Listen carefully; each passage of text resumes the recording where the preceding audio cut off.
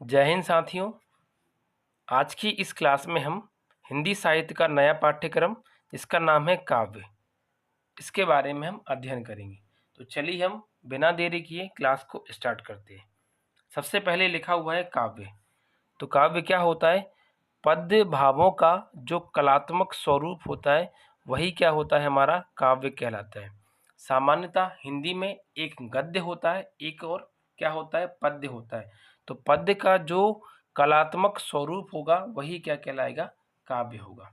अगला है रस को हम क्या कहते हैं, काव्य की आत्मा कहते हैं। नेक्स्ट बिंदु है इसका कि काव्य की रचना छंदों की श्रृंखलाओं में विधिवत रूप से क्या होती है, बंधी होती है।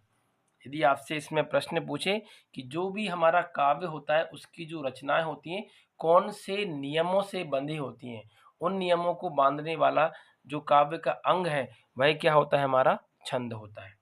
अगला है काव्य को कविता या पद्य भी कहा जाता है। तो ये बात आप इसमें याद रखेंगे। आगे है काव्य की परिभाषा। विभिन्न विद्वानों के द्वारा दी जाने वाली अलग अलग परिभाषाओं को हम इसमें पढ़ते हैं। सबसे पहले है विश्वनाथ के अनुसार रसात्मकम वाक्यम काव्यम, अर्थात रस से भरा जो वाक्य है वही क्या कहलाता है, हमारा काव्य कहलाता है। दूसरे जो व्यक्ति हैं उनका नाम है भामा के अनुसार। भामा ने क्या बताया कि शब्दार्थों सहित काव्यम, यदि शब्द के अर्थों के साथ में कोई वाक्य लिखा हुआ है तो उसी को ये क्या कह रहे हैं, काव्य कह रहे हैं। अर्थात शब्द और उसके अर्थ के मिश्रण को क्या कहा जा रहा है, काव्य कहा जा रहा है। अगला है आचार्य मम्मट के अनुसार जो काव्य की परिभाषा है वह है तद्रदोष शब्दार्थो गुणवाल कृति पुनः क्वापी, अर्थात दोष रहित या अलंकार से विहीन शब्दों को ही हम क्या कहते हैं, काव्य कहते हैं। अर्थात ऐसे वाक्य जिनमें दोष नहीं होता है और जिनमें अलंकार की क्या होती है, अनुपस्थिति होती है, उस स्थिति में आचार्य मम्मट के अनुसार वह क्या कहलाता है, काव्य कहलाता है। सामान्यतः परीक्षा में इसको ज़्यादा पूछा गया है कि रसात्मकम वाक्यम काव्यम किस विद्वान के द्वारा दिया गया ये परिभाषा। तो आंसर हो जाएगा आचार्य विश्वनाथ के अनुसार। अगले विद्वान है रुद्रट के अनुसार ननु शब्दार्थो काव्यम, अर्थात अर्थ ननु मतलब होता है छोटा या लघु रूप, शब्द के अर्थ का जो लघु समन्वयन होता है उसी को ये क्या कहते हैं, काव्य कहते हैं। अगले विद्वान है पंडित जगन्नाथ के अनुसार काव्य की परिभाषा। तो राम रणनीयार्थ प्रतिपादक शब्दक काव्यम, यहाँ से लेके यहाँ तक का जो हमारा पूरा चरण है इसको इन्होंने क्या कहा है, काव्य कहा है। अर्थात रमणीय शब्दों का अर्थ बताने वाले जो शब्द होते हैं उन्हीं का नाम क्या होता है, काव्य होता है। तो इस प्रकार हमने काव्य की परिभाषा अलग अलग विद्वानों के द्वारा जान ली है। ठीक है, आगे है इसमें एक नोट जिसमें लिखा गया है कि काव्य में सत्यम शिवम सुंदरम की भावना क्या होती है, निहित होती है। जिस काव्य में यह गुण पाए जाते हैं वह क्या कहलाता है, उत्तम काव्य कहलाता है। तो इससे प्रश्न आपके एग्जाम में बन सकता है कि उत्तम काव्य किसे कहते हैं। तो ऐसा काव्य जिसमें सत्यम शिवम और सुंदरम की भावनाएं क्या होती हैं, निहित होती हैं, उसी का नाम होता है क्या, उत्तम काव्य। ठीक है, आगे है इसमें काव्य के जनक। विभिन्न विद्वानों ने काव्य की अलग अलग परिभाषा दी है, जिनमें से जो आचार्य भरत मुनि हैं इन्हीं को क्या माना जाता है, काव्य का जनक माना जाता है। तो अलग अलग पुस्तकों में इसको लेकर मतभेद है, तो उस बात को आप ध्यान ना रखें, केवल इन व्यक्ति का नाम आप याद रखें कि आचार्य भरत मुनि को काव्य का जनक माना जाता है।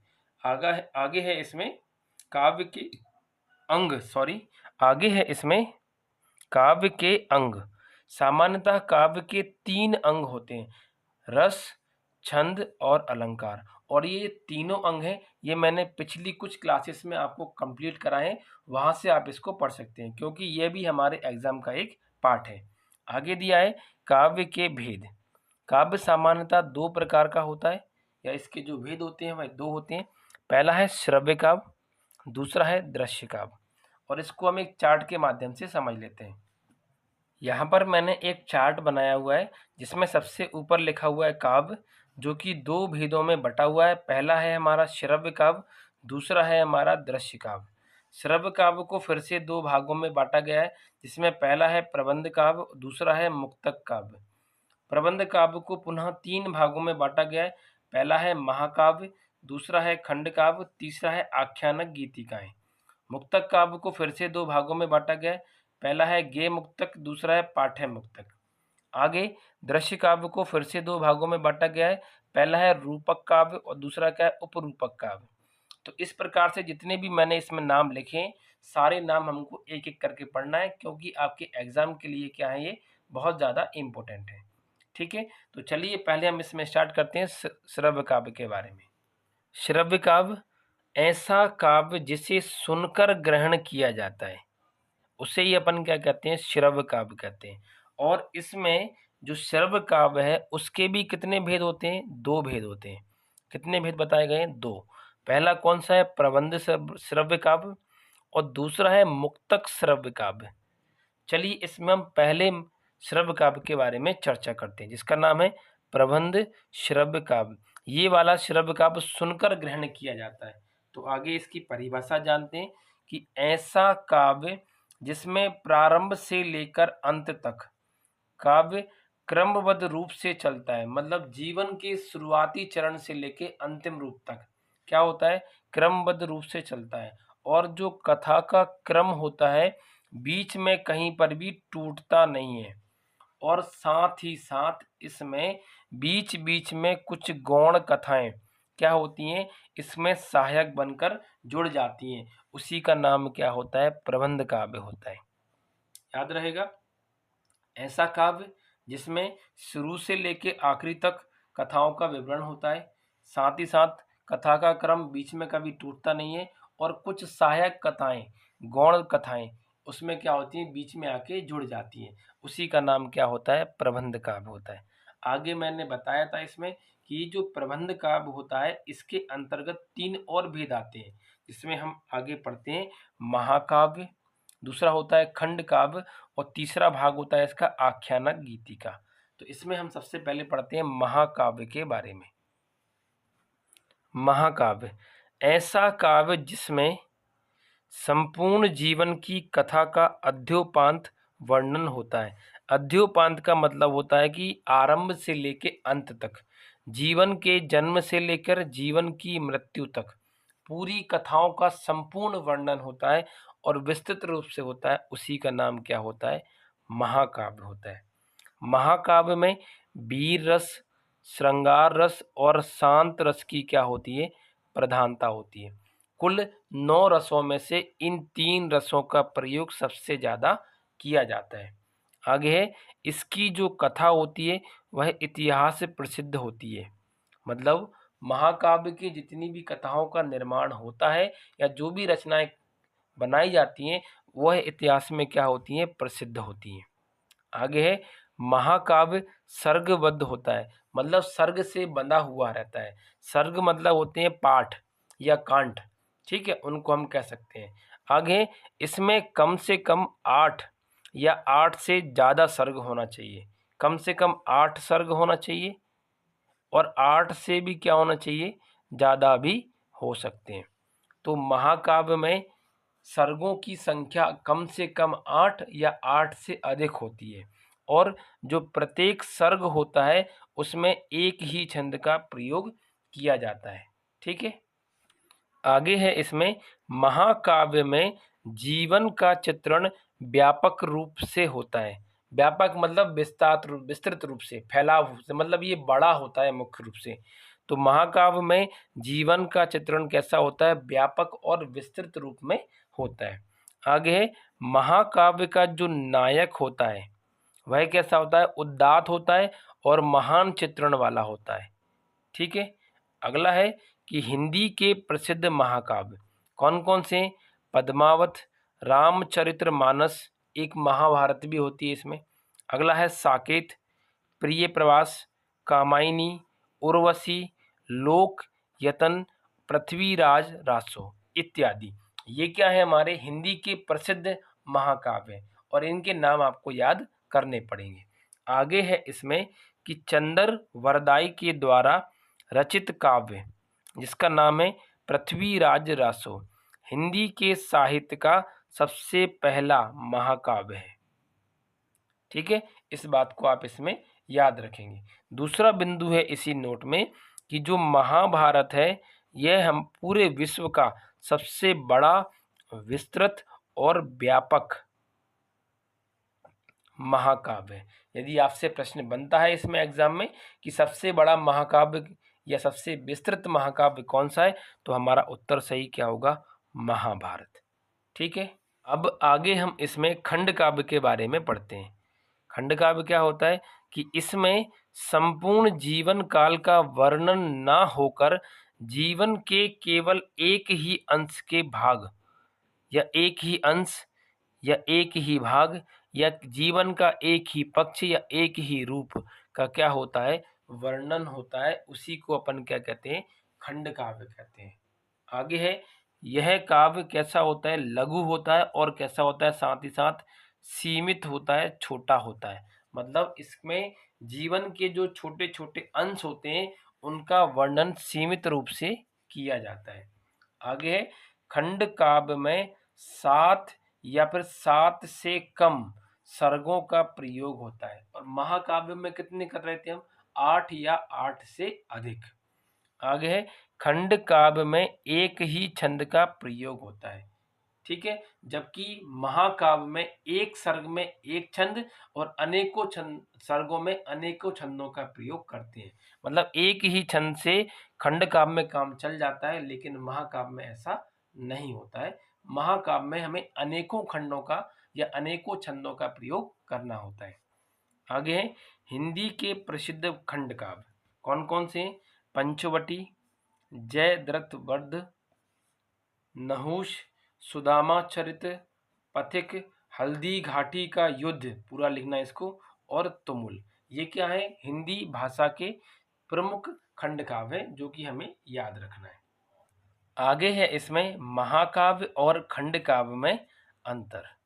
तो चलिए इसको हम पढ़ते हैं एक एक करके।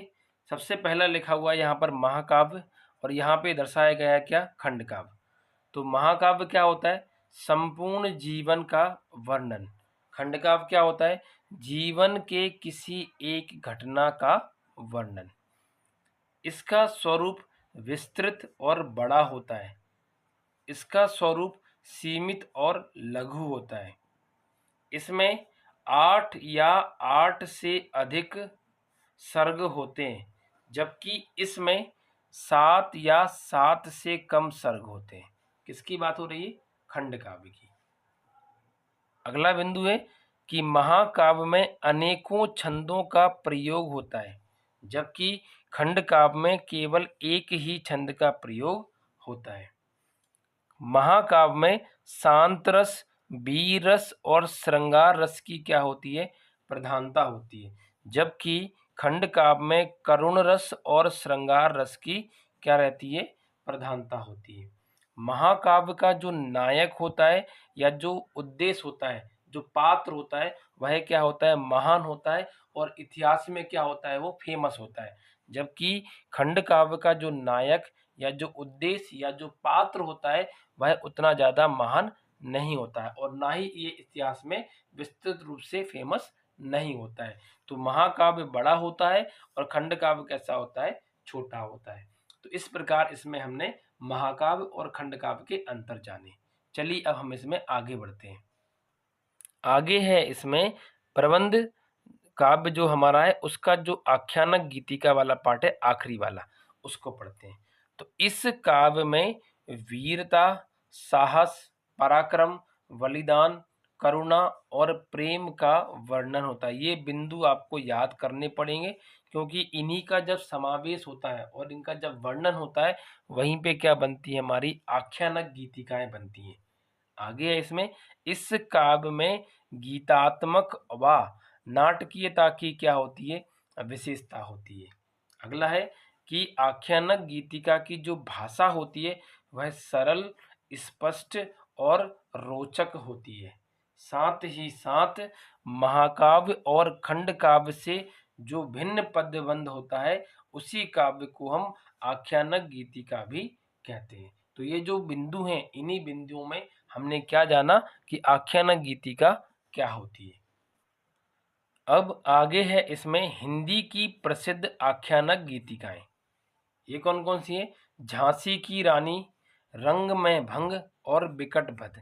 ये क्या है? हिंदी साहित्य की जो महत्वपूर्ण और प्रसिद्ध आख्यानक गीतिकाएं, उनके कुछ नाम हैं, क्योंकि इनमें वीरताओं के, साहस की क्या की गई है? गाथाओं को विस्तृत रूप से बताया गया है। ठीक है। अब आगे हम इसमें जो श्रव्य काव्य का जो दूसरा वाला भाग है, जिसे हम बोलते हैं मुक्तक श्रव्य काव्य। अभी हमने इसमें जाना था प्रबंध श्रव्य काव्य, अब हम इसमें आगे जानते हैं मुक्तक श्रव्य काव्य। तो ऐसा काव्य जिसमें एक पद या एक भाव या एक अनुभूति का चित्रण होता है। एक लाइन में पढ़ेंगे तो क्या होगा कि ऐसा काव्य जिसमें केवल एक ही पद का चित्रण होता है उसे अपन मुक्तक काव्य कहते हैं। और नाम से लिखा हुआ है मुक्तक, मतलब यह जो होता है सभी प्रकार के नियमों से, नियम मतलब होता है छंद। हिंदी साहित्य में नियम का मतलब क्या होता है? छंद। और छंदों से ये पूरी तरीके से क्या होता है? स्वतंत्र रहता है, उससे उसे कोई मतलब नहीं होता है, क्योंकि नाम ही क्या है? मुक्तक। अगले वाक्य में लिखा है कि इस काव्य में स्वतंत्र छंद व रस का क्या होता है? प्रयोग होता है। मुख्य रूप से कौन होते हैं? स्वतंत्र छंद होते हैं।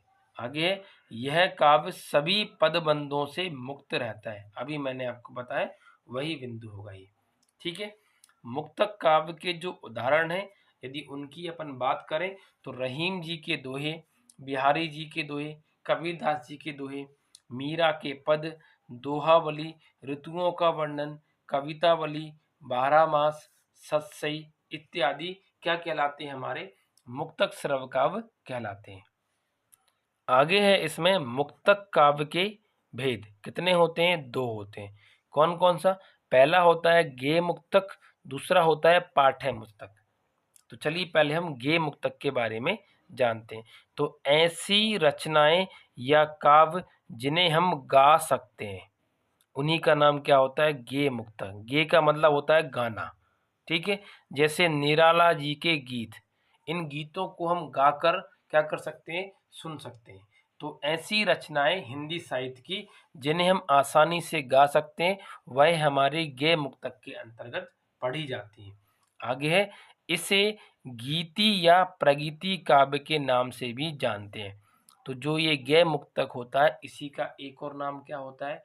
गीति काव्य या फिर प्रगीति काव्य। आगे है कि गेय मुक्तक में भाव प्रवणता, आत्माभिव्यक्ति और संगीतात्मक इत्यादि के गुणों की क्या होती है? प्रधानता होती है। मुख्य रूप से ये, क्योंकि हम गा रहे हैं तो इसमें भाव कौन सा होगा? हमारा संगीतात्मक। तो मुक्तक श्रव्य काव्य का ऐसा स्वरूप जिसे हम आसानी से गा सकते हैं, उसी का नाम क्या होता है? गेय मुक्तक होता है। इसी का दूसरा भेद है पाठ्य मुक्तक। पाठ्य मुक्तक का मतलब होता है कि ऐसी रचनाएं या काव्य जिन्हें हम पढ़ सकते हैं। वो वाली क्या कर रहे थे? हम गा रहे थे, तो ये वाली क्या करेंगे? हम पढ़ेंगे। तो उन्हीं का नाम क्या होता है? पाठ्य मुक्तक काव्य होता है। जैसे कबीर, तुलसी, रहीम के भक्ति एवं नीति के दोहे। और जो पाठ्य मुक्तक होता है, इसमें किसकी प्रधानता होती है? विषयों की प्रधानता होती है। और ऊपर वाले में किसकी थी? संगीत की प्रधानता। ठीक है। तो इन दोनों बातों को भी आपको इसमें याद रखना है। ठीक है। तो आज की क्लास में हम इतना ही पढ़ेंगे। इस क्लास की जो पीडीएफ है वह आपको हमारे टेलीग्राम चैनल पर प्रोवाइड करा दी जाएगी, वहाँ से आप इसकी पीडीएफ को प्राप्त कर सकते हैं। तो आज के लिए इतना ही बच्चों, मिलते हैं हम अगली क्लास में। तब तक के लिए नमस्कार, धन्यवाद।